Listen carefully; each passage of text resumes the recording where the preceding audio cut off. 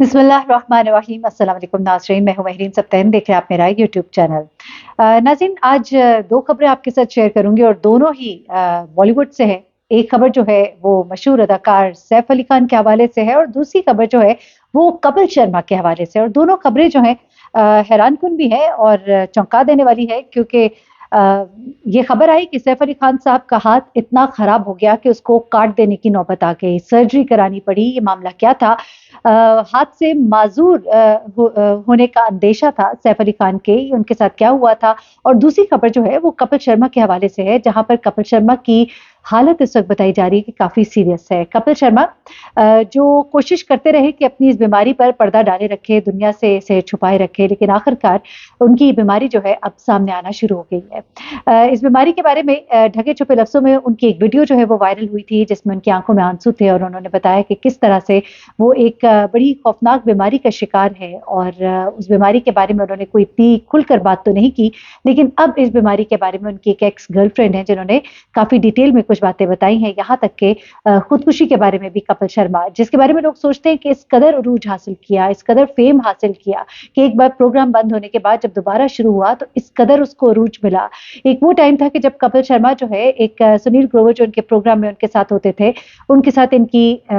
जहाज़ में लड़ाई होती है और ये लड़ाई बड़ी ही संगीन होती है और जिसमें बेसिकली वो तो खामोश रहते हैं लेकिन कपिल शर्मा जो है चूँकि नशे में धुत होते हैं, जहाज़ में वो उनकी सीट पे पहुँचते हैं और उनको गालम-गलौच करते हैं, मुँह पे थप्पड़ मारते हैं, आगे से वो रिप्लाई तो नहीं करते। लेकिन जिस वक़्त जहाज़ जो है लैंड करता है तो उसके बाद वो प्रोग्राम छोड़ देते हैं सुनील। जिसके बाद कपिल शर्मा का वो प्रोग्राम भी बंद हो जाता है, लोग उनको बहुत डिसलाइक करना शुरू हो जाते हैं, उनका बायकॉट शुरू हो जाता है। एक वो टाइम था जो उन्होंने शदीद डिप्रेशन में गुज़ारा और उस वक़्त उनकी क्या हालत थी और उनकी गर्लफ्रेंड ने उनके बारे में कुछ बातें बताई कि उन दिनों उन्होंने क्या करने की कोशिश की थी। और उसके बाद फिर एक वीडियो जो है कपिल शर्मा की वायरल होती है जिसमें उनकी आँखों में आँसू होते हैं और वो रोते हुए बता रहे होते हैं कि उन्हें बड़ी ही संगीन बीमारी है और उस बीमारी का वो शिकार है जिसको लोग समझते नहीं है, डिप्रेशन, एंग्ज़ायटी। ब्लड प्रेशर और शुगर के मरीज़, डायबिटीज़ के मरीज़ तो वो पहले ही थे, लेकिन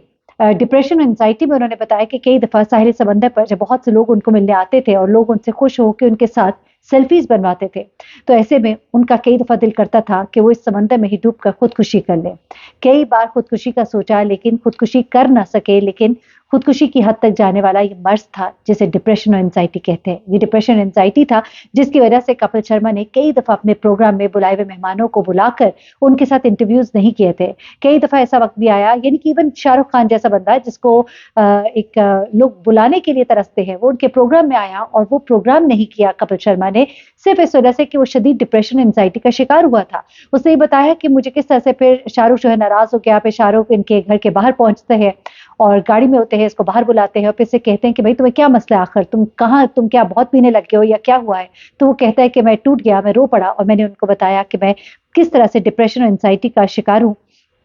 और इस डिप्रेशन एंग्ज़ायटी की वजह से मैं खुद पर काबू नहीं पा सकता। इसी डिप्रेशन एंग्ज़ायटी की वजह से आपको मालूम है कि कपिल शर्मा की किसी के साथ बन नहीं पाती। बहुत से शोज़ में जो उसकी लास्ट कास्ट होती है, अगली बार में जो उसके कॉलीग्स होते हैं वो बिल्कुल चेंज होते हैं। हर दफ़ा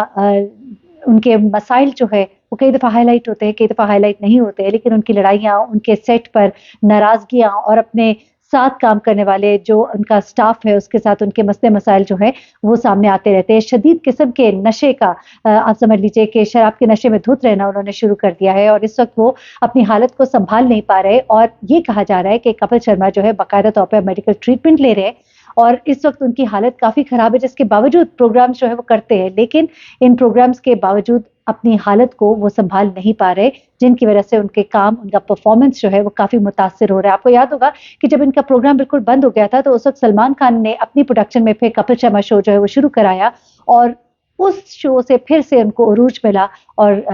अभी जितना लोग उनको जानते हैं या जितना उनके लेटेस्ट एपिसोड्स देख रहे हैं, वो सब कुछ जो है वो सलमान खान की मरहून मिन्नत है। सलमान खान और शाहरुख खान जैसे सितारे जो हैं, वो कपिल शर्मा को पसंद करते हैं और इस वजह से कपिल शर्मा जो हैं, जहाँ उनकी एक अपनी से है, जहाँ उनका एक अपना काम है जिसको लोगों ने बहुत पसंद किया। लेकिन ये कहा जाता है बॉलीवुड इंडस्ट्री में कि शाहरुख खान और सलमान खान जैसे सितारों ने कपिल शर्मा के बिहेवियर को बड़ा सहारा दिया है, वरना उनका बिहेवियर ऐसा था कि शायद वो इंडस्ट्री में टिक ना पाते। अब भारतीय कॉमेडियन कपिल शर्मा जिन्होंने बहुत ही कम वक्त में बेमिसाल शोहरत हासिल की, उनके बारे में खासतौर पे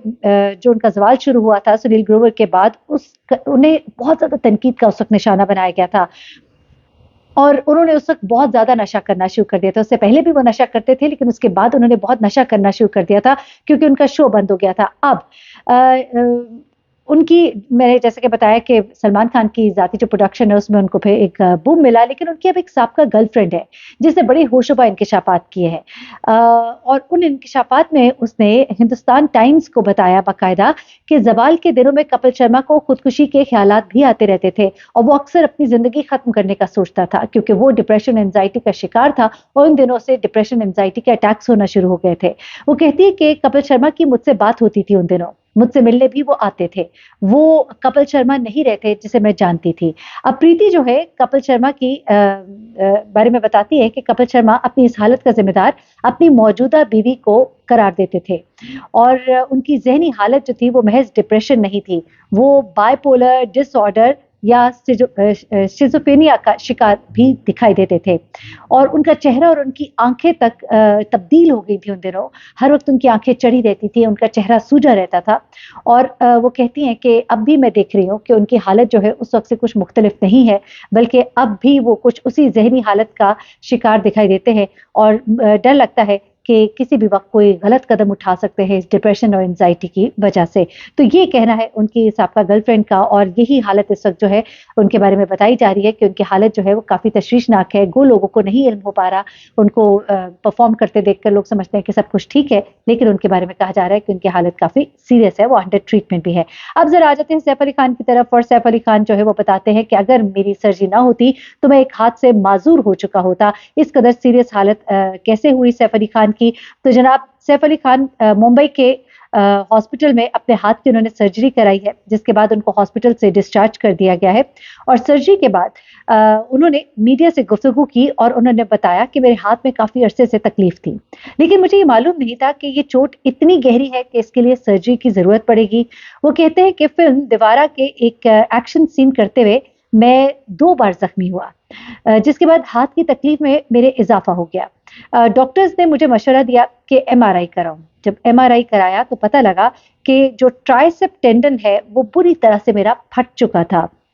डॉक्टर ने मुझे कहा कि मुझे फौरी सर्जरी करवानी होगी। अगर मैं वो सर्जरी बर वक्त ना कराता या मेरा एमआरआई जो है बर वक्त ना होता तो मैं एक हाथ से माजूर हो सकता था। डॉक्टर्स का यही कहना था कि सर्जरी में थोड़ा सा भी लेट हो जाते तो उनका एक हाथ जो है वो काटना पड़ सकता था। वो कहते कि मैं अब हॉस्पिटल से डिस्चार्ज हो गया हूँ और बहुत बेहतर महसूस कर रहा हूँ। सेहतियाबी के लिए कहा जा रहा है कि उन्हें 1 माह का वक्त लग जाएगा, लेकिन कभी कभी कोई एक आम सी चोट जो है इतनी खतरनाक होती है, हम आम से दर्द को बड़ा इग्नोर कर देते हैं, लेकिन वो दर्द जो है वो निशानदेही कर रहा होता है कि अंदर कोई मामला खराब है और वो जो अंदर मामला खराब था वो जब उनको पता लगा तो वो मामला काफी संगीन था और उसको बर वक्त सर्जरी करके बचा लिया गया। 2 खबरें बॉलीवुड से मैंने कहा आपके साथ शेयर करूं। अपना बहुत ख्याल रखिएगा, दुआ में याद रखिएगा। अल्लाह हाफिज।